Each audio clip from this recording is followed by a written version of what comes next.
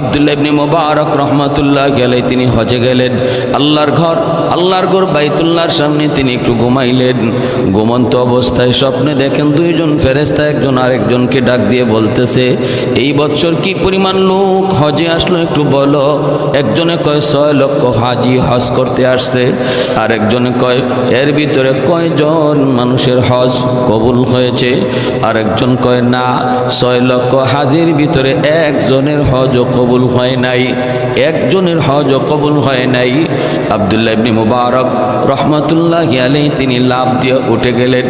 এত বড় বুজুর্গ, এত বড় মুহাদ্দিস, এত বড় মুজাহিদ, 6 মাস যিনি হাদিসের দরস দিতেন, 6 মাস যিনি জিহাদে থাকতেন, লাফ দিয়া ওইটা মাতাফির সামনে যায় দাঁড়ায় আওয়াজ দিয়া কয়, ও আল্লাহর মেহমানেরা তাড়াতাড়ি করে তওবা ইস্তেগফারে বসে যাও, কারণ আমি স্বপ্ন যুগে দেখেছি বছর হাজির সংখ্যা হলো 6 লক্ষ, কিন্তু আমাকে এও জানানো হয়েছে, শোনানো হয়েছে 6 লক্ষর ভিতরে একজনের হজও কবুল হয় নাই।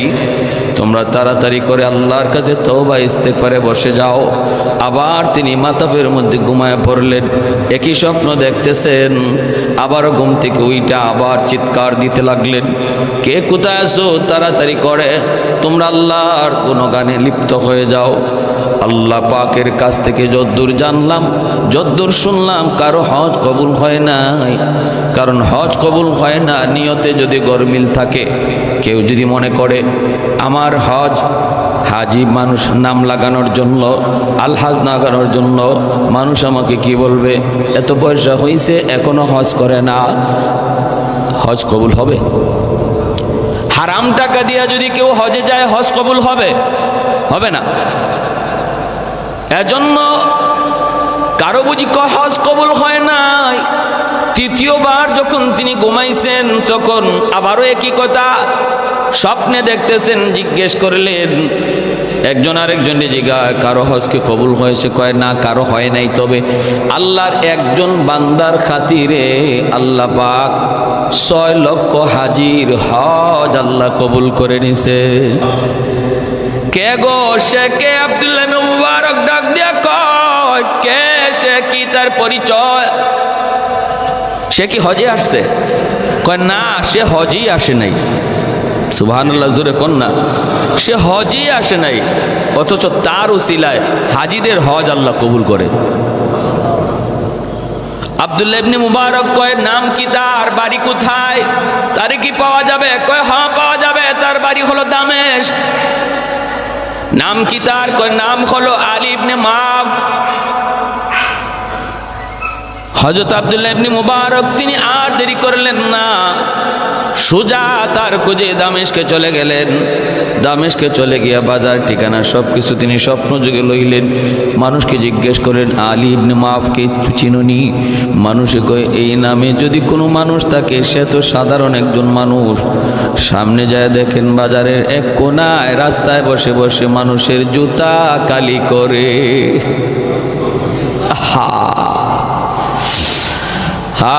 আর আমরা হালাল কোনো কাজ, সেটা যদি ছোট্ট হয়, নিম্নমানের হয়, আমরা এটাকে ঘৃণা করি। মানে এই কাজ করে, রিক্সা চালায়, ওই মুদির দোকানদারি করে, এটা করে। কি মনে করলা তুমি? আহারে, তুমি টেবিলের নিচে লক্ষ টাকা ঘুষ খাওয়ার চেয়ে একজন রিক্সাওয়ালা ভাই সারাদিনে 200 টাকা কামাই করে, তার দাম আল্লাহর কাছে তুমি কোটিপতির চেয়ে অনেক গুণ বেশি। ইন্না আকরামাকুম ইনদাল্লাহি আতকাকুম। পয়সায় আল্লাহর কাছে সম্মান বাড়ায় না, সম্মানী করে না। ক্ষমতা মানুষের আল্লাহর কাছে সম্মানী বানায় না। আল্লাহর কাছে সম্মানী হতে হয় তাকওয়ার দ্বারা, খোদা ভীরু দ্বারা। যে মানুষ হারাম খায় না, হালাল পথে চলে, কষ্ট হলো, আল্লাহ বলেন তার অন্তরে আমি আল্লাহর ভয়। আর সে মনে রাখবা তোমাদের মধ্যে সবচেয়ে সম্মানী মানুষ লোভ করে না হারামের দিকে। এই জন্য আমার নানা শ্বশুর আজকে দুনিয়াতে নাই, আমার শ্বশুরও তো নাই। এখানে বসে কতদিন বয়ান করলেন আমার শ্বশুর। আল্লাহ পাক দুজনকে জান্নাতের আলা মাকাম দান করুন। আমার নানা শ্বশুর যিনি ছিলেন 50 বছর বুখারী শরীফ শুধু পড়াইছেন। 50 বছর বুখারী পুরা মুখস্থ হয়ে গেছিল। আমি শেষ বয়সে, আমার বিয়ের পরে 6 মাস পাইছি। ওই পাইছি যখন, তখন সব সময় হুঁশ থাকতো না, মাঝে মাঝে হুঁশ আসতো, আবার মাঝে মাঝে হুঁশ চলে যেত। যখনই হুঁশ আসতো তখনই বলতেন, ভাই আমি একটু সূরা ইউসুফের তফসিরটা করি, তুমি একটু সৈন্য দেখো আমার হয় কিনা। সূরা ইউসুফের তফসির কইয়া একটা আয়াত পড়ছেন, এরপরে ঘন্টা চইলা যায় খালি হাদিস পড়তেছেন, খালি হাদিস পড়তেছেন। মনে হইতেছে হাফেজ সাহেবরা যেভাবে কোরআন তেলাওয়াত করে এভাবে উনি হাদিস পড়তেন। মাঝে মাঝে নামাজে কোরআন তেলাওয়াত করতে যায় পেছ লাগে যেত, কোরআন তেলাওয়াতের ভিতরে হাদিস ঢুকে যেত, ওনার খবর হইতো না, খবরই থাকতো না, এত মুখস্থ ছিল হাদিস। তো উনি বলতেন যে হালাল রিজিক, হালালভাবে রুজি কামাই করা, রিজিক তালাশ করা, সেটা যদি তুমি যাও, সেটা যদি লঞ্চের মধ্যে বুট বিক্রেতাও হয়। মাঝে মাঝে উনি করতেন, লঞ্চে বসছেন, দেখছেন একটা লোক বুট বেচতেছে, আনছেন ডাক দিয়ে, বাবা এইদিকে আসো। খুব মায়া করতেন তারে, খুব মায়া করতেন। বুট বেচে, চানাচুর বেচে, এই বেচে খুব মায়া, আসে আনতে, আনলে 10 টাকার আমার বুট দাও, 5 টাকার চানাচুর দাও। পাশে যারা থাকতো, দেখো দেখো তার এই কষ্ট করে এই যে রুজিটা করতেছে, এটা 100 বিন্দু পরিমাণ কোনো ভেজাল নাই, নির্ভেজাল হালাল টাকা। মাঝে মাঝে উনি নিজে এত বড় মুহাদ্দিস, বাজারের মধ্যে আতর নিয়ে বসে যেতেন, আতর বিক্রি করতেন রাস্তায়। মানুষ হুজুর হুজুর এটা কেমন লাগে, তোমার কেমন লাগে লইয়া তো আমি দুনিয়াতে চলবো না, আমারে এখানে আতর বিক্রি করতে দেখতেছো, তোমার কেমন লাগে, তোমার কেমন লাগে লইয়া আমি দুনিয়াতে চলবো না। তুমি পোষাইলে আমার কাছে আতর নিবা, নিলে 10 টাকা দাও, আতর নিয়ে বাগো। এই সে অবস্থা, তারা এইভাবে চলে গেছেন দুনিয়াতে। তো উনি বলেন যে গিয়া দেখেন যে এরকম মুচি, কি ভাই আমি তোমার মেহমান হতে পারি, কে আপনি? বলে আমি আব্দুল্লাহ ইবনে মুবারক। এই লোক তো অবাক হয়ে গেছে, আল্লাহু আকবার, আপনি জগতের বর্তমান জমানার সবচেয়ে বড় মুহাদ্দিস, আমার কপাল, আমার ভাগ্য, আপনি এখানে। বলে চলেন আপনাকে মেহমানদারি করব। তারপরে বলতেছেন যে ভাই তোমার এমন কি আমল আছে একটু কও। কি হয়েছে? তুমি হজে যাও নাই, কিন্তু তোমার উসিলায় 6 লক্ষ হাজির হজ আল্লাহ কবুল করছে। ঘটনা কি? সে সেজদায় পড়ে আল্লাহর কাছে কাঁদতে শুরু করছে। আলী ইবনে মুআফ আল্লাহর কাছে কাঁদতেছে সেজদায় পড়ে, আর বলতেছে যে আমার তেমন কোনো আমল নাই, তবে আমি আমার এই কর্ম থেকে কিছু টাকা জমাইছিলাম আমি হজে যাওয়ার নিয়তে, আজকে কয়েক বৎসর যাবত একটা থলিতে। আমি যখন ওই থলিতে টাকা জমাইছি হজে যাব, তো একদিন আমার বিবি সাহেবের এরকমভাবে গোশত খাওয়ার খুব প্রয়োজন, গোশত খাওয়ার খুব ইচ্ছা জাগছে, কিছু নাই ঘরে। তো আমি পাশের বাড়িতে একটু গোশত আনার জন্য গেলাম, ঘ্রাণ পাইলাম, ওই বাড়িতে গোশত রান্না হয়েছে। গিয়ে ওই মহিলাকে বললাম, মাগো একটু গোশত দিবা, আমার বিবি খাইতে চায়। তখন ওই ঘর থেকে মহিলা কান্দে আর বলে, এই গোশত তোমার জন্য হালাল নয়, এই গোশত শুধু আমার জন্যই হালাল। কেন? আমার ঘরে আজকে অনেকগুলি এতিম, বাবা তাদের নাই, কয়েকদিন যাবৎ উপবাস, বাচ্চাগুলি পেটের ক্ষুধায় একদম কাতর হয়ে বিছানায় পড়ে গেছে। নিরুপায় হয়ে আমি এর ঘর থেকে বের হইয়া ওই হাওরে যাইয়া একটা মরা গরু পাইয়া, মরা গরুর গোশত কাইটা, যান বাঁচানোর জন্য যেহেতু মরা গরুর গোশত খাওয়া যায়, এজন্য ওই গোশতটা আইনা পাকাইছি। এটা শুধু আমার আর আমার এতিম বাচ্চাদের জন্যই সেটা হালাল, তোমার জন্য হালাল নয়। এতটুকু শোনার পর আমার চোখ দিয়ে দর দর করে পানি পড়ে, দৌড়ে ঘরে আসলাম। আইসে যে টাকা জমাইছিলাম হজে যাওয়ার জন্য, এই টাকাটাই আমি পুরাটাই এতিমকে দান করে দিলাম। সুবহানাল্লাহ, সুবহানাল্লাহ। এজন্যই মুহাদ্দিসিনে কেরাম বলেন, তার উপরে একবার হজ ফরজ হয়েছে, তার উত্তম একবারই করা, এরপরে বারবার উমরায় যাওয়া। বাকি এরপরে যদি তোমার টাকা থাকে, ওই হজে যাওয়ার টাকাটা যদি কোনো এতিমকে সাহায্য করো বা এতিমকে দেখাশোনা করো, এটা আল্লাহর কাছে অধিক প্রিয় হয়। মানুষের সেবায় যদি টাকাটা ব্যয় হয়।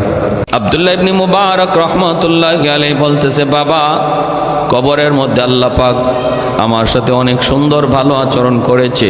আমাকে প্রশ্ন করেছে, মার রাব্বুকা, আমাকে প্রশ্ন করা হয়েছে, মার রাব্বুকা, وما دينك ومن هذا الرجل الذي بعث فيكم يقال له محمد তোমার ইস ধর্মের নাম কি, উনি কে? আমি তিনটা প্রশ্নের জবাব আল্লাহর রহমতে সুন্দরভাবে দিয়েছি। রব্বি আল্লাহ, দীনে আল ইসলাম, হাদা মুহাম্মাদুর রাসূলুল্লাহ সাল্লাল্লাহু আলাইহি ওয়াসাল্লাম। তিনটা প্রশ্নের জবাব দেওয়া মাত্রই আল্লাহ পাক আওয়াজ দিছে, সাদাকা সাদাকা আবদি, আমার বান্দা সত্য বলেছে, আমার বান্দা প্রশ্নের সঠিক জবাব দিয়েছে, সঠিক জবাব। অতএব তার জন্য কবরটারে প্রশস্ত করে দাও। আফরিশুহু মিনাল জান্নাহ, আলবিসুহু মিনাল জান্নাহ, ওয়াফতাহু লাহু বাবান ইলাল জান্নাহ, তারে জান্নাতি পোশাক পরাও, জান্নাতি বিছানা বিছায় দাও। আর ওই যে জান্নাত, ওই জান্নাত থেকে কবর পর্যন্ত একটা সুরুং করে দাও, যেন সে কবরে শুয়ে শুয়া কিয়ামত পর্যন্ত জান্নাতের সুখ শান্তি পাইতে পারে।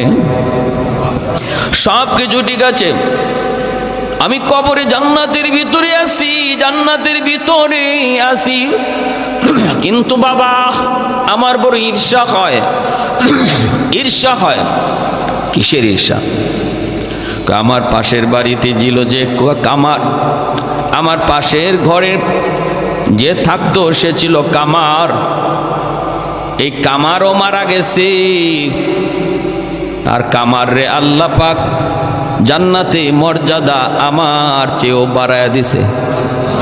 সুবহানাল্লাহ। আরো জোরে কোন হুজুর, এটা কোন কি? বলে হ, আমি তো বুঝি না, তার মর্যাদা বাইরে গেছে। চলে গেলেন, স্বপ্ন দেখা শেষ। এইবার যিনি স্বপ্ন দেখছে ইনিও কি আমাদের মতো সাধারণ মানুষ? ইনিও তো আরেক ওলি। উনি ওই কামারের ঘরে চলে গেছেন। জয়া কামারের ঘরে জয়া কামারের স্ত্রীকে জিজ্ঞেস করতেছেন, তোমার স্বামীর আমল কি ছিল একটু বলো, কি আমল ছিল তার একটু বলো। কেন, কি হয়েছে? আর কি হয়েছে মানে, স্বপ্ন যুগে আমি যা দেখেছি তোমার স্বামীর মর্যাদা আল্লাহ আব্দুল্লাহ ইবনে মুবারকের চেয়েও বাড়ায়া দিছে। স্ত্রীও তো অবাক হয়ে গেছে, কোন কি আপনি, এটা হতেই পারে না। আমার স্বামীর মর্যাদা এত বড় মুহাদ্দিস, এত বড় ওলি, তার চেয়েও আল্লাহ বাড়ায়া দিছে, কোন কারণে আমার বুঝে আসে না। তাহলে আমল কি ছিল একটু বলো, আমল কি ছিল বলো। এইবার স্ত্রী বলতেছে তার দুইটা আমলের কথা আমার মনে পড়ে। এক হলো আমার স্বামী এতটাই নামাজের পাবন্দি ছিল, লোহার কাম কাজ করত, যখনই হাতুড়ি উপরে উঠাইতো লোহাকে পিটানোর জন্য, ওই অবস্থায় যদি মসজিদের মিনার থেকে আজানের আওয়াজ আসছে, আল্লাহু আকবার আল্লাহু আকবার, আল্লাহ মহান আল্লাহ মহান, এই বইলা যখন ডাক দিয়েছে আমার স্বামী, তখনই হাতুড়িটা আর নিচে নামায় নাই, ওখান থেকে পিছনে ফালাইয়া দিছে।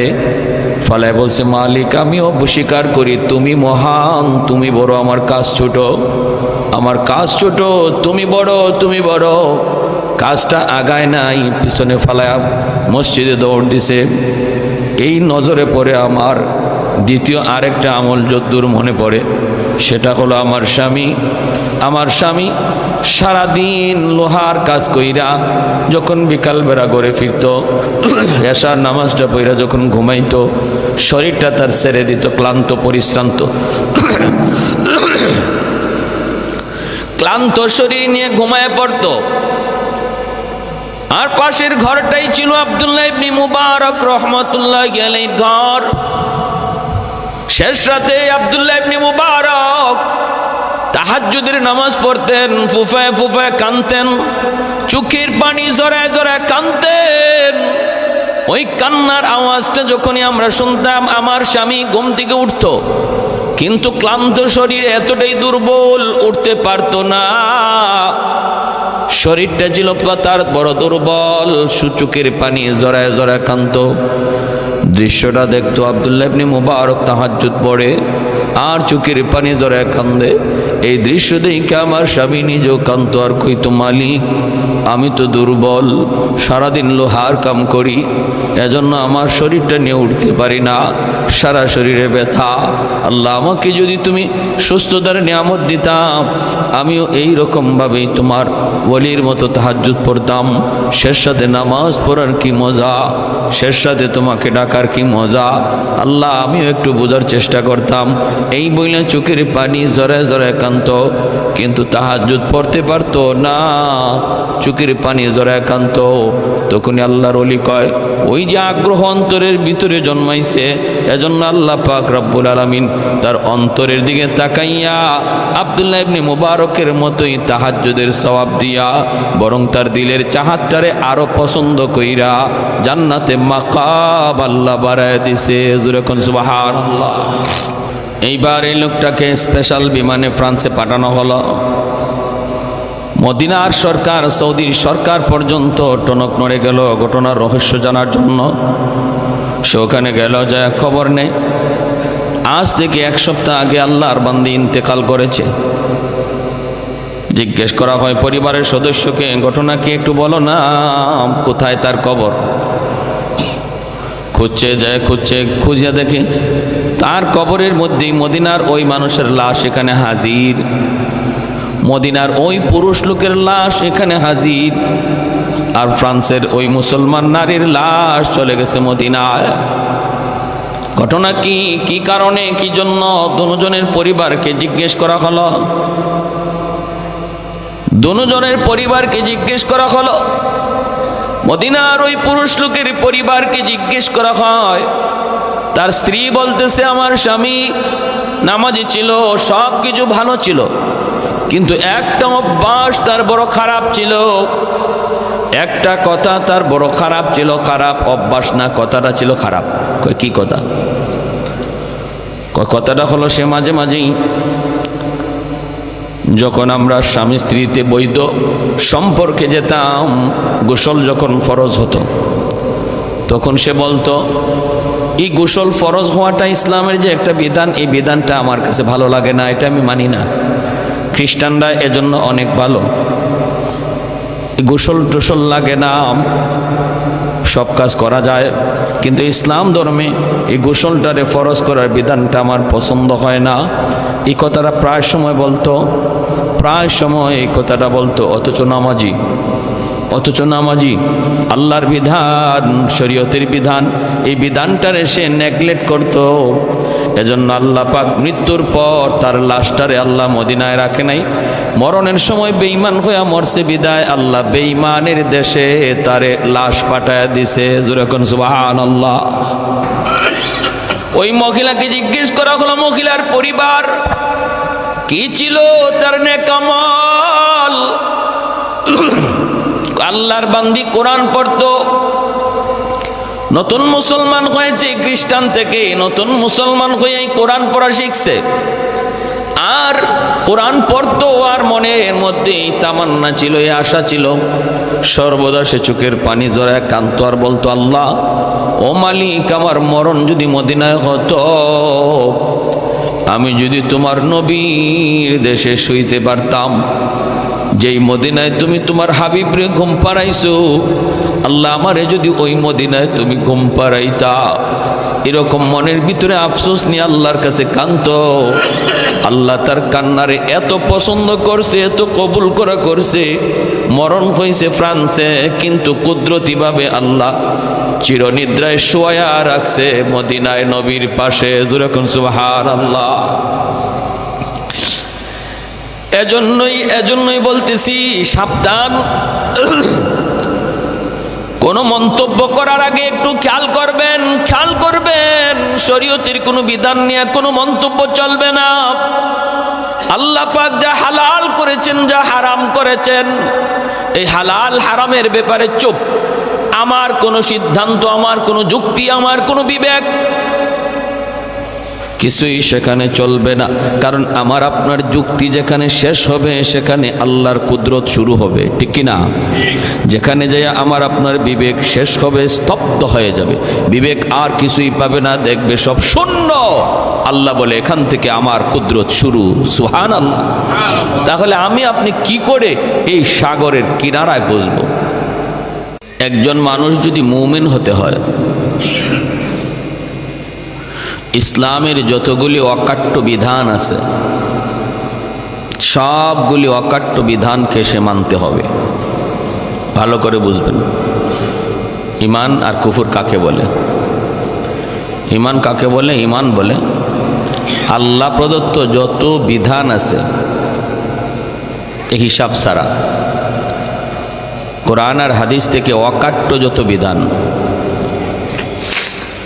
এই সমস্ত বিধান মানার নাম হলো ঈমান। সমস্ত বিধিবিধান মানার নাম কি? ঈমান। বলে নামাজ মানি, রোজা মানি, পর্দা মানি, হজ মানি, জাকাত মানি, সব কিছু মানি, আল্লাহর কোরআনে যত বিধান আছে সব মানি। সব মানার দ্বারা ঈমান হয়, মুমিন হয়। কিন্তু কাফের হইতে সব অস্বীকার করা লাগে না, একটা অস্বীকার করলেই কাফের।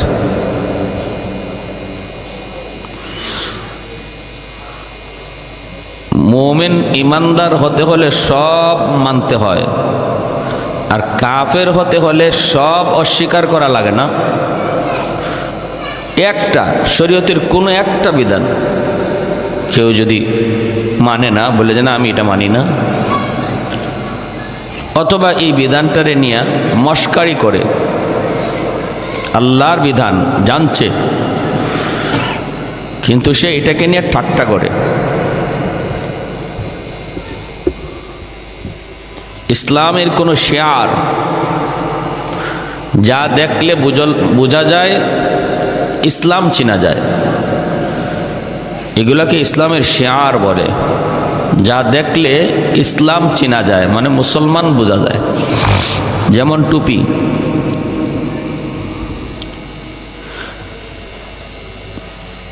ইসলামের শেয়ার। মাদ্রাসা দেখলেই বোঝা যায় এটা মুসলমানের ধর্মীয় শিক্ষাঙ্গন। মসজিদ দেখলেই বোঝা যায় মুসলমানের ইবাদতের জায়গা। এগুলাকে বলা হয় শেয়ার। শেয়ার মানে চিহ্ন, আলামত। মেসওয়াক সামান্য একটা গাছের ডাল, মেসওয়াক। কেউ যদি বলে কি হুজুররা পাইছে, কি কয় কি না, এই আধুনিক যুগে, আল্ট্রা মডার্নের যুগে গাছের ডাল দিয়া দাঁত ঘষানি, এরা আনসোশাল, এরা সামাজিকতা বুঝে না। এটা রসুলের যুগে ব্রাশ ছিল না, তাই রসুল গাছের ডাল দিয়া দাঁত মাঝামাঝি করছে। এই যে আপনি বেঙ্গায়া মুখ বাঁকায়া কথা কইছেন, শেষ। রাজুল ইউমসিহুর রাজুলু মুমিনা ওয়া ইউমসি কাফিরা। আমি পারি না সেটা ভিন্ন কথা, দুর্বলতা থাকবে। আল্লাহ আমি এই আমলটা পারতেছি না, বা আমি এই আমলটা করতে পারতেছি না, আমি অপরাধী, আমাকে তৌফিক দাও। ঈমান থাকবে, বরং এটা আল্লাহরও পছন্দ করে। একজন মানুষ যখন আল্লাহর কাছে সারেন্ডার করে, নিজের দোষ স্বীকার করে, নিজের দোষটা আল্লাহর কাছে স্বীকার করে, এটা আল্লাহ খুব পছন্দ করে। কিন্তু দোষের উপরে অটল থেকে দোষটারে সঠিক মনে করা, এটা আল্লাহ খুব নারাজ হয়। ঈমান থাকে না, ঈমান থাকে না। এটা আমাদের বাস্তব জীবনেও আমরা দেখি। একজন মানুষ দোষ করে, দোষ স্বীকার করে ফেলছে, মানুষ কিন্তু নরম হয়ে যায় তার প্রতি, যে ভাই দোষ স্বীকার করে ফেলছে, বাদ দাও। দোষ স্বীকার করে আল্লাহও তার প্রতি নরম হয়ে যায়। কিন্তু হাউজের সমাজে বসে যদি সে তার দোষটারে সঠিক বুঝাইতে চায়, না সে যে দোষ করছে এটা ঠিক করেছে, এটা যদি বলে, তাহলে কি কারো ভালো লাগে? মন খারাপ হয় কি হয় না? খুব হয়।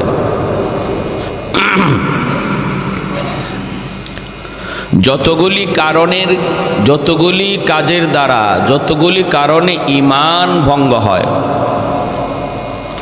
এর মধ্যে উল্লেখযোগ্য একটা কারণ হলো আল্লাহর সমস্ত বিধিবিধানের ভিতর থেকে কোনো একটাকে যদি কেউ অস্বীকার করে অথবা এটা নিয়ে ব্যঙ্গ করে, মজাক করে, ঈমান চলে যাবে। ফুটবল খেলা চলতেছে, সবাই কম বেশি দেখতেছেন, বাধা দিয়েও আমরা পারবো না। আপনার রুচি, আপনার ইচ্ছা, আমরা আমাদের কথা বলতেছি হারাম হারাম হারাম। কিন্তু মনে রাখবেন, আমাদের হারাম বলার পরে যদি কেউ এটাকে নিয়ে মস্কারি করেন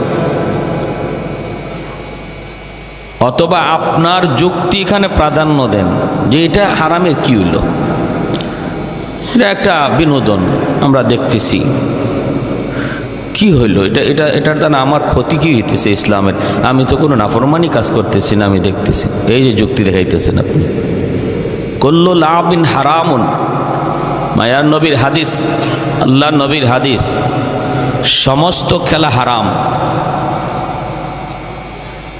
এই কথা জানার পরেও আপনি যদি বলেন যে এতে হারামের কি হলো, তখন আপনি এই বিধানটারে অস্বীকার করতেছেন, আপনার যুক্তি দিয়ে এটাকে ঠিক ভাবতেছেন। নবীর ভবিষ্যৎবাণী আপনার জন্যই, আল্লাহ নবীর 1400 বছর আগের ভবিষ্যৎবাণী আপনার জন্য। ইউমসিহুর রাজুলু কাফিরা ওয়া ইউমসি কাফির, ইউসবিহুর রাজুলু কাফিরা ওয়া ইউমসি মুমিনা। এই কথাটা বলার আগেও সে মুমিন ছিল, আর এই কথাটা বলার কারণেই সে কাফের হয়ে গেল। আর কাফের হওয়ার দ্বারা ক্ষতি কি হলো? প্রথম নম্বরই তার বউ তালাক হয়ে গেল। যখনই একজন মানুষ তার কোনো কথার দ্বারা, তার কোনো আচরণের দ্বারা ঈমান চলে যায়, কাফির হয়, সাথে সাথেই দুনিয়ার ক্ষতি হলো তার বউ তালাক। কারণ সে কাফির আর তার বউ মুমিন হতেই পারে না, তালাক হয়ে যায়। এখন কি করবেন বলেন? এখন আপনি এটার পরে আপনি সংসার করতেছেন নিজের বৈধ স্ত্রী মনে করে, অথচ শরীয়তের তালিকায় আপনি জিনা হইতেছে। সন্তান আপনি হচ্ছে ভাবতেছেন বৈধ সন্তান, আসলে সে অবৈধ সন্তান। সমাজ কেন এতটা নষ্ট হচ্ছে?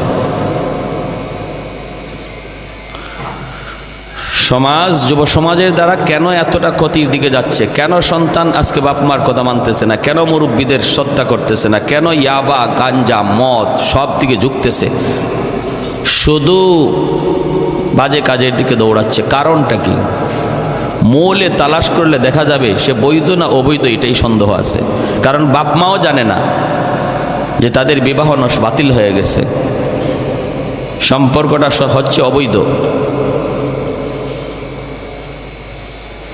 অবৈধ সন্তানের কাছ থেকে ভালো কিছু সমাজ আশা করতে পারে না, কশ্চিন কালেও না। সমাজের ভালো কিছু তার দ্বারা আশা করা যাবে না।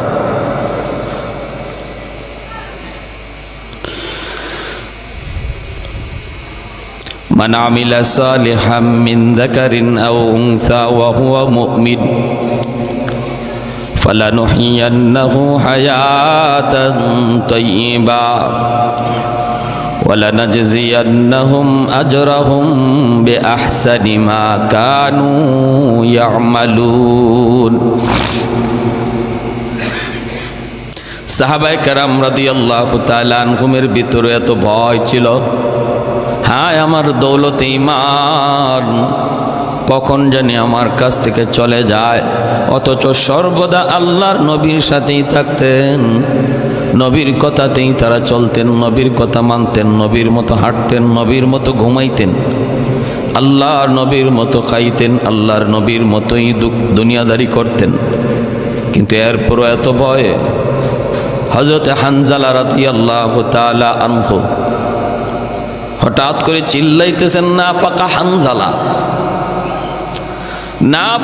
নাফাকা হানজালা, হানজালা মুনাফিক হয়ে গেছে।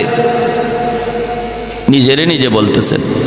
হানজালা মুনাফিক হয়ে গেছে, হানজালা মুনাফিক হয়ে গেছে। আল্লাহর নবীর দরবারের দিকে দৌড়াইতেছেন। আবু বকর সিদ্দিক রাদিয়াল্লাহু তাআলা আনহু থামায় বলেন, হানজালা কি হয়েছে? হানজালা বলেন, নাফাকা হানজালা, হানজালা মুনাফিক হয়ে গেছে। আবু বকর সিদ্দিক বলতেছেন, হানজালা তুমি কও কি? একটু মাথায় হুঁশ রেখে কথা বলো। কি বলতেছো তুমি? কি বলতেছো তুমি? একটু ভালো করে বুঝায় বলো। কি কও তুমি মুনাফিক হয়ে গেছো? কে বলছে তোমারে মুনাফিক হয়ে গেছো? হানজালা বলতেছে, আবু বকর ভাইরে, আমি কিন্তু মুনাফিক হয়ে গেছি। বলে কেমনে, কিভাবে একটু বুঝায় কও। আবু বকর ভয়ে কাঁপতেছেন, কি ব্যাপার একটু বুঝায় বলো। হানজালা বলেন, নবীর দরবারে যতক্ষণ আমি থাকি ততক্ষণ আমার অবস্থা থাকে একরকম, আর যখনই বিবি বাচ্চা ঘরে চলে আসি তখনই অবস্থা হয়ে যায় ভিন্ন রকম। নবীর কাছে থাকলে আমি বুঝাই আমি একরকম, ঘরে আসলে আমি হয়ে যাই অন্য রকম। মসজিদে থাকলে আমার দিল থাকে একরকম, ঘরে গেলে দিল হয়ে যায় ভিন্ন রকম। দোকানে বসলে পরে হয়ে যায় আমি অন্য রকম। আমার আচরণ, আমার কথা, আমার আখলাক, আমার ব্যবহার মসজিদের ব্যবহারের মতো হয় না। এটাই তো মুনাফিকের আলামত, এটাই তো মুনাফিকের লক্ষণ। মুনাফিক জায়গায় জায়গায় ভিন্ন রূপ ধরে, আর মুমিন সব জায়গায় এক রূপ নিয়ে চলে। মুমিন মসজিদের ভিতরে যেমন, মসজিদের বাইরেও তেমন। মসজিদে আল্লাহর ডরায়, দোকানে বসলেও আল্লাহর ডরায়। মসজিদে আল্লাহকে ভয় পায়, ঘরে গেলেও আল্লাহকে ভয় পায়। এতে হলো মুমিনের আলামত। আর ভিন্নতা যার ভিতরে আসে এটা তো মুনাফিকের আলামত।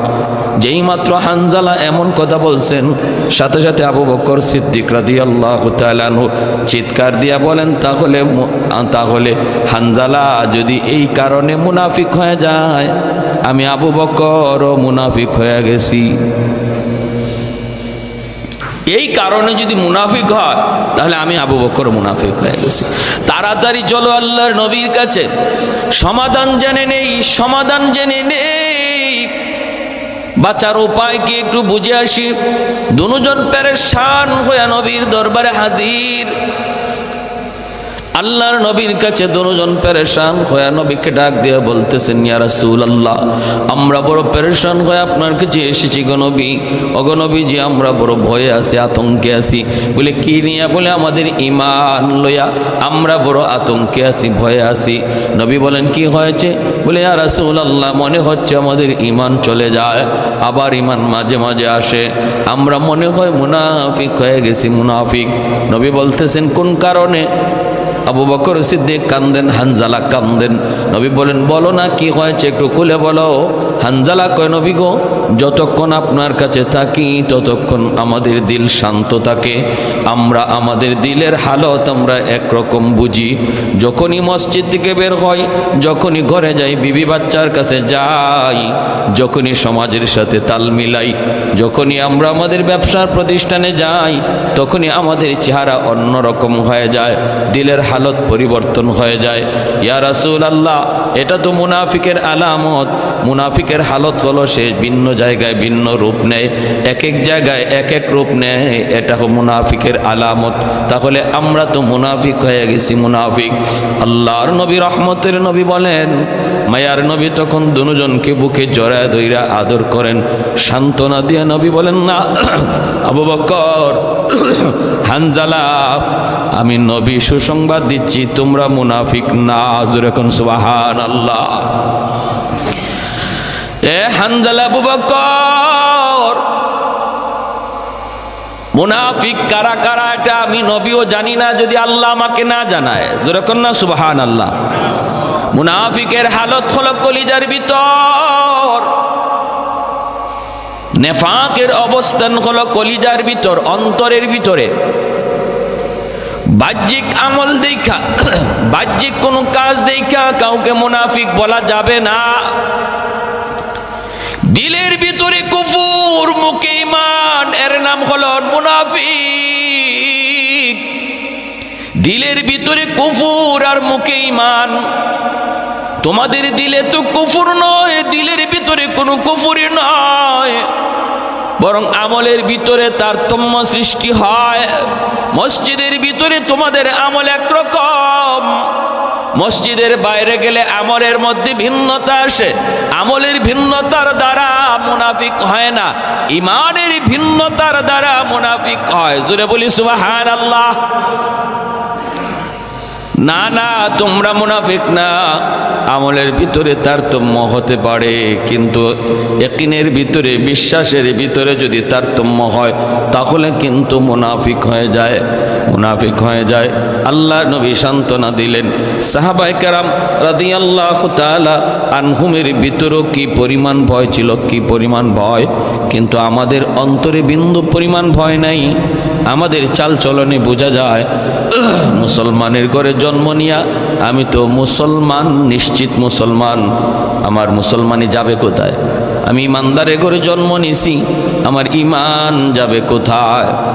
এক নাম্বার কারণ হলো শরীয়তের কোনো বিধিবিধান, অকাট্য বিধিবিধানের একটাকে যদি কেউ অস্বীকার করে অথবা মজাক করে, ঠাট্টা করে, সাথে সাথে ঈমান থাকে না যায়? জোরে বলেন, থাকে না যায়? যায়। এজন্য বলি, শরীয়ত যেগুলাকে হালাল বলেছে, যেগুলাকে হারাম বলেছে, এই সমস্ত হালাল জিনিসকে 100% হালাল জানতে হবে। যেগুলাকে শরীয়ত হারাম বলেছে, প্রত্যেকটা হারাম জিনিসকে অন্তর থেকে হারাম জানতে হবে। যদি আপনি এই হাজারো হারামের ভিতরে একটা হারাম, যেটাকে যে কোনো একটা হারাম অস্বীকার করলেন অথবা এটা মানতে পারলেন না, তাহলে ঈমান থাকে না যায়? যায়। তাহলে কি বুঝলাম আমরা? ঈমানদার হতে হলে সব মানতে হয়, আর কাফের হতে হলে সব ছাড়তে হয় না, সব অস্বীকার করতে হয় না, একটা অস্বীকার করলেই কাফের হয়ে যায়। এই জন্যই নবীজি বলেছেন কাফির হওয়াটা এতটা সহজ হয়ে যাবে যে এই মুমিন এই কাফির, এই মুমিন এই কাফির।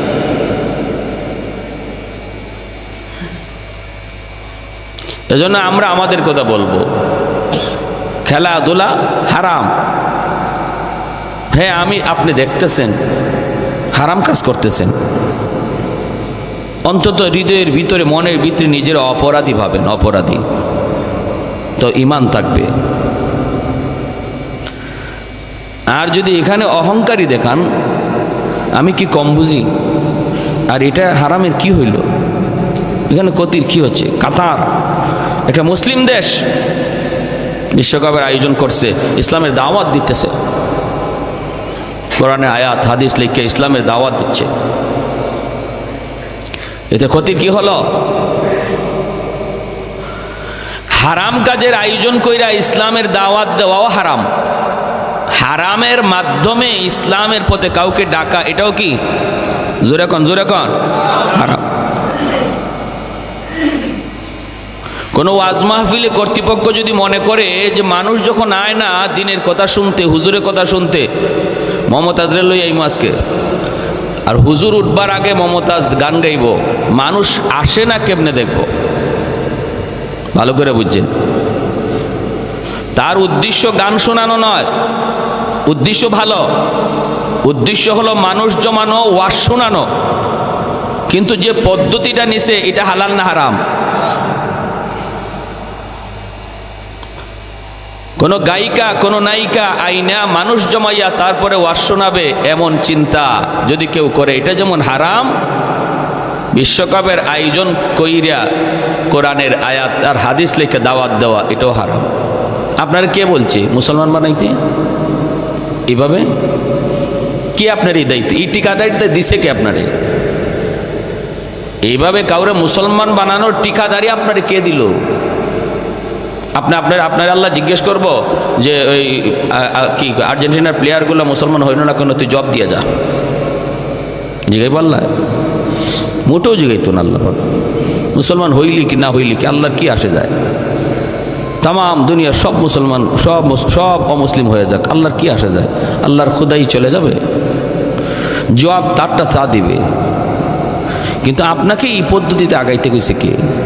যদি এমনই হইতো তাহলে আল্লাহ নবী বলতেন, এরা তো এই প্রস্তাব দিছিল, মুহাম্মদ ঠিক আছে আমরা তোমার খোদার ইবাদত করব, তবে আমাদেরকে শুধু তুমি আমাদের যে হুবুল আছে, আমাদের যে মূর্তি আছে, এই মূর্তিটারও আমাদের বগলের নিচে রাখার সুযোগ দাও, আমাদের পকেটে রাখার সুযোগ দাও, তারপরে আমরা মাঝে মাঝে আমাদের ভগবানরাও ডাকবো, আর একবার নাও ডাকবো ভগবানরে, 10 বার ডাকবো তোমার খোদারে।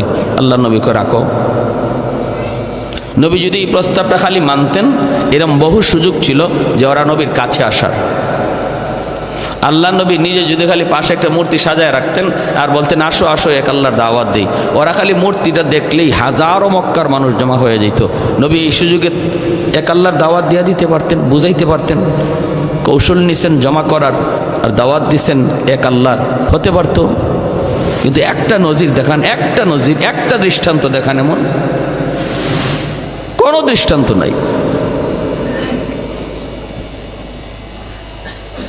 মদিনা শরীফে এক লোক মারা গেল, বহু আগের ঘটনা, থানবী আলাইহির রহমা কিতাবে লিখছে।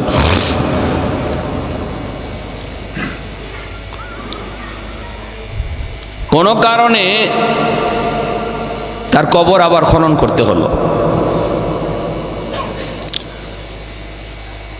কার কি জানি পড়ল, খনন করে দেখে যে লোকটারে তারা মাত্র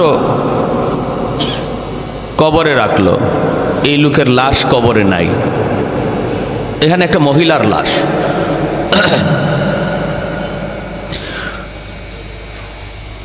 মহিলার লাশ রাখলো, পুরুষ, ভিন্ন এক মহিলার লাশ। অবাক হয়ে গেল, হইচই পড়ে গেল। হজের মৌসুম ছিল তখন,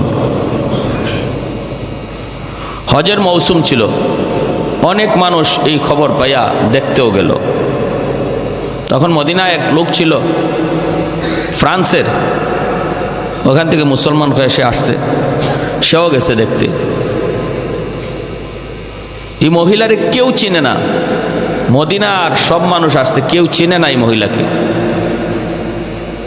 ও ফ্রান্সের লোকটা যায়া দেখছে, ও সব দেশের লোকই তো দেখতেছে, ও দেখি চিনে ফেলছে, যারে এই মহিলার বাড়ি তো ফ্রান্স,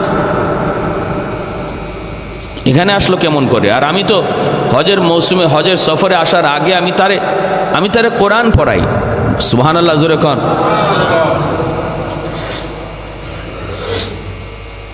আমি তারে কোরআন পড়াই,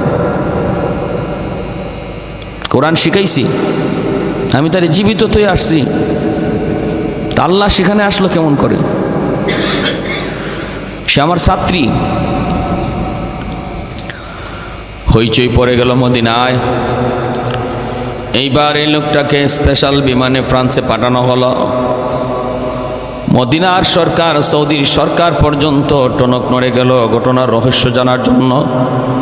সে ওখানে গেল, যা খবর নেই আজ থেকে 1 সপ্তাহ আগে আল্লাহর বান্দী ইন্তেকাল করেছে। জিজ্ঞেস করা হয় পরিবারের সদস্যকে, ঘটনা কি একটু বলো না, কোথায় তার কবর? খুঁজে দেখে তার কবরের মধ্যেই মদিনার ওই মানুষের লাশ এখানে হাজির, মদিনার ওই পুরুষ লোকের লাশ এখানে হাজির, আর ফ্রান্সের ওই মুসলমান নারীর লাশ চলে গেছে মদিনায়। ঘটনা কি, কি কারণে, কি জন্য? দুজনের পরিবারকে জিজ্ঞেস করা হলো। দুজনের পরিবারকে জিজ্ঞেস করা হলো। মদিনার ওই পুরুষ লোকের পরিবারকে জিজ্ঞেস করা হয়। তার স্ত্রী বলতেছে, আমার স্বামী নামাজি ছিল, সব কিছু ভালো ছিল, কিন্তু একটা অভ্যাস তার বড় খারাপ ছিল, একটা কথা তার বড় খারাপ ছিল। খারাপ অভ্যাস না, কথাটা ছিল খারাপ। কি কথা? কথাটা হলো সে মাঝে মাঝেই যখন আমরা স্বামী স্ত্রীতে বৈধ সম্পর্কে যেতাম, গোসল যখন ফরজ হতো, তখন সে বলতো এই গোসল ফরজ হওয়াটা ইসলামের যে একটা বিধান, এই বিধানটা আমার কাছে ভালো লাগে না, এটা আমি মানি না। খ্রিস্টানরা এজন্য অনেক ভালো, গোসল টোসল লাগে না, সব কাজ করা যায়, কিন্তু ইসলাম ধর্মে এই গোসলটারে ফরজ করার বিধানটা আমার পছন্দ হয় না। এই কথাটা প্রায়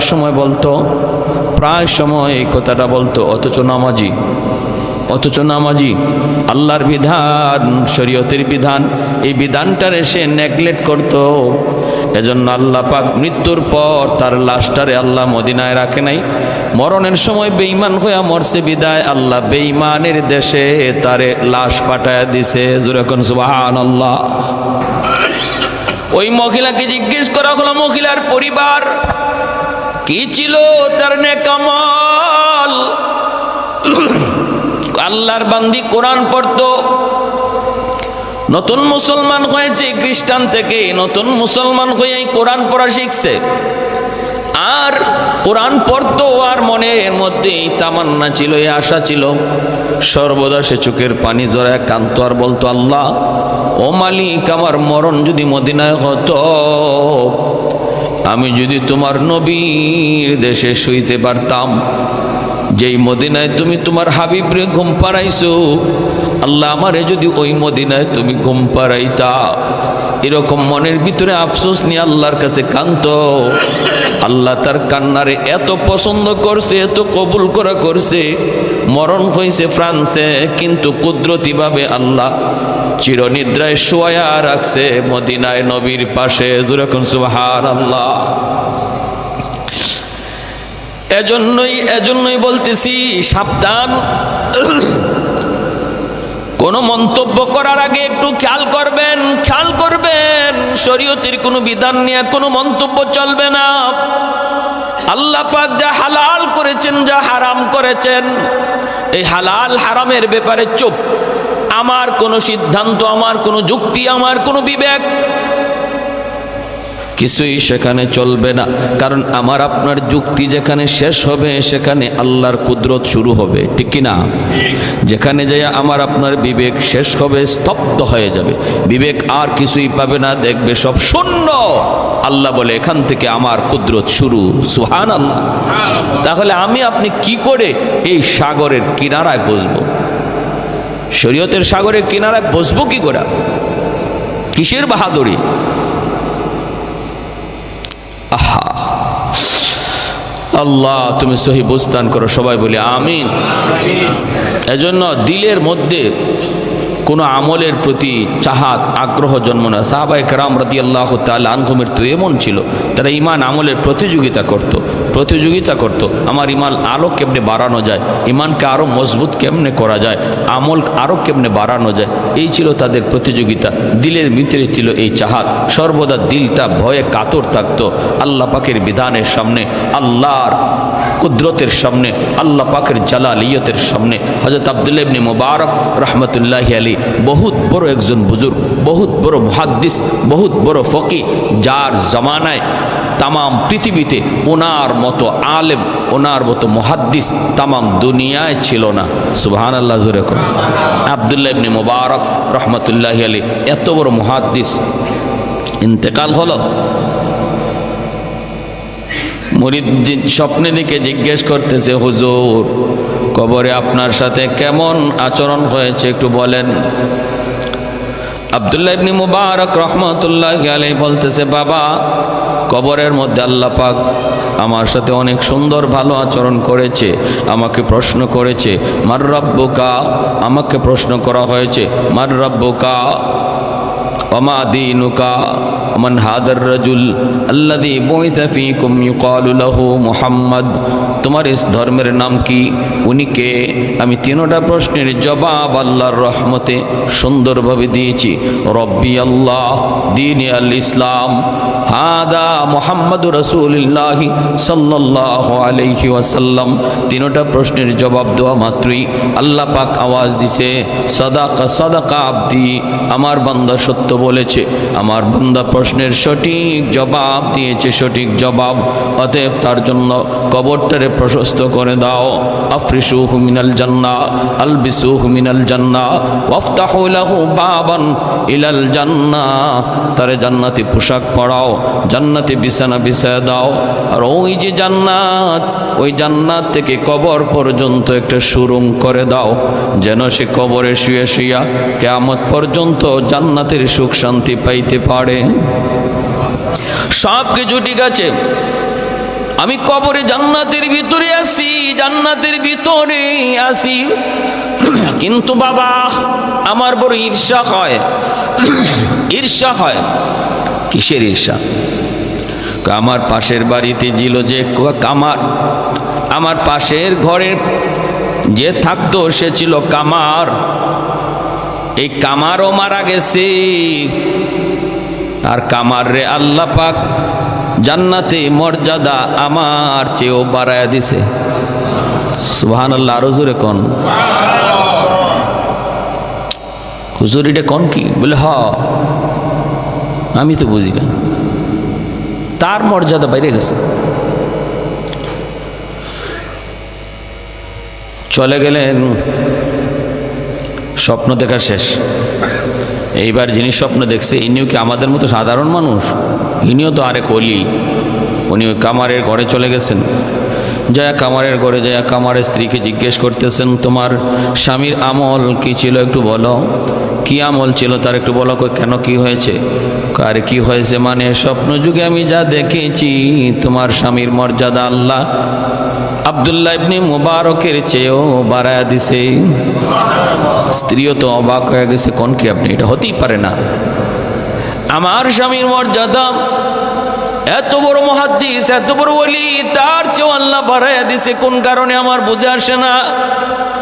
তাহলে আমল কি ছিল একটু বলো, আমল কি ছিল বলো। এইবার স্ত্রী বলতেছে তার দুইটা আমলের কথা আমার মনে পড়ে। এক হলো আমার স্বামী এতটাই নামাজের পাবন্দি ছিল, লোহার কাম কাজ করত। যখনই হাতুড়ি উপরে উঠাইতো লোহাকে পিটানোর জন্য, ওই অবস্থায় যদি মসজিদের মিনার থেকে আজানের আওয়াজ আসছে, আল্লাহু আকবার আল্লাহু আকবার, আল্লাহ মহান আল্লাহ মহান, এই বইলা যখন ডাক দিয়েছে আমার স্বামী, তখনই হাতুড়িটা আর নিচে নামায় নাই, ওখান থেকে পিছনে ফালাইয়া দিছে। ফালায় বলছে, মালিক আমিও স্বীকার করি তুমি মহান, তুমি বড়, আমার কাজ ছোট, আমার কাজ ছোট, তুমি বড়, তুমি বড়। কাজটা আগায় নাই, পিছনে ফালায়া মসজিদে দৌড় দিছে। এই নজরে পড়ে আমার দ্বিতীয় আরেকটা আমল যদ্দূর মনে পড়ে, সেটা হলো আমার স্বামী সারাদিন লোহার কাজ কইরা যখন বিকালবেলা ঘরে ফিরত, এশার নামাজটা পইরা যখন ঘুমাইতো, শরীরটা তার ছেড়ে দিত, ক্লান্ত পরিশ্রান্ত, ক্লান্ত শরীর নিয়ে ঘুমায় পড়তো। আর পাশের ঘরটাই ছিল আব্দুল্লাহ ইবনে মুবারক রহমাতুল্লাহি আলাইহির ঘর। শেষ রাতে আব্দুল্লাহ ইবনে মুবারক তাহাজ্জুদের নামাজ পড়তেন, ফুফায় ফুফায় কাঁদতেন, চোখের পানি জড়ায় জড়ায় কাঁদতেন।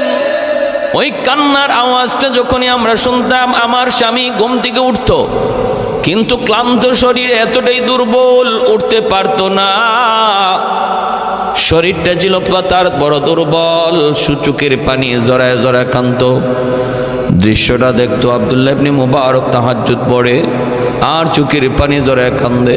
এই দৃশ্য দেখে আমার স্বামী নিজেও কাঁদতো আর কইতো, মালিক আমি তো দুর্বল, সারাদিন লোহার কাম করি, এজন্য আমার শরীরটা নিয়ে উঠতে পারি না, সারা শরীরে ব্যথা।